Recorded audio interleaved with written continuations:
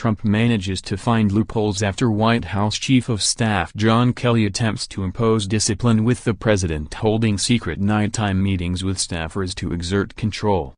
President Trump apparently summons White House staffers to his private quarters in the evenings in order to change assignments given to them by Chief of Staff John Kelly. A report on Sunday in the Wall Street Journal reveals the president often sidesteps the order and discipline Kelly has tried to impose on the West Wing by bypassing the regular scheduling of phone calls between staff and advisors that give Kelly control over the information he receives. The president then specifically instructs them not to let Kelly know that they have spoken.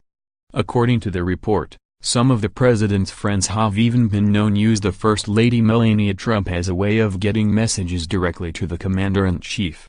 "If I don't want to wait 24 hours for a call from the president, getting to Melania is much easier," one person said. A spokeswoman for Mrs. Trump said, "This is more fake news and these are more anonymous sources peddling things that just aren't true." The First Lady is focused on her own work in the East Wing. The White House declined to provide comment. Kelly was named Chief of Staff in July and has said his job was not to control the president but to bring a sense of order to the White House. "I was not brought to this job to control anything but the flow of information to our president so that he can make the best decisions," he said in an interview in October. Kelly has managed to control some of the president's behavior and has stopped Trump's friends having their phone calls patched through to the Oval Office. He now requires them to make an appointment. White House aides are also no longer allowed to simply barge into the office to speak with the president about whatever is on their minds.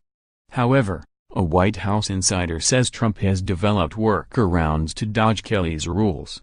John has been successful at putting in place a stronger chain of command in the White House, requiring people to go through him to get to the Oval Office. Leon Panetta, a White House chief of staff under President Clinton who knows Kelly, told the Journal. "The problem has always been whether or not the president is going to accept better discipline in the way he operates. He's been less successful at that. With Kelly running the White House operations that frees up Trump to concentrate on his agenda.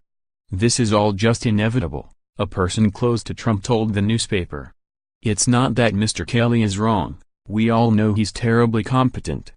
White House staffers say that Mr. Trump's working relationship with Mr. Kelly remains strong and that the two men appear to have found an equilibrium that suggests Mr. Kelly could be in place for a long time. As for Trump's tweets, Kelly has told staffers not to be influenced by them. And the two men seem to have come to an understanding on the extent of their relationship.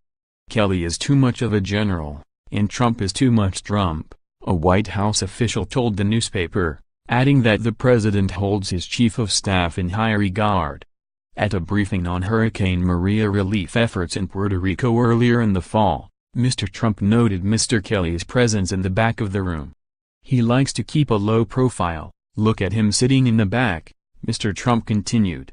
"But, boy, is he watching, you have no idea."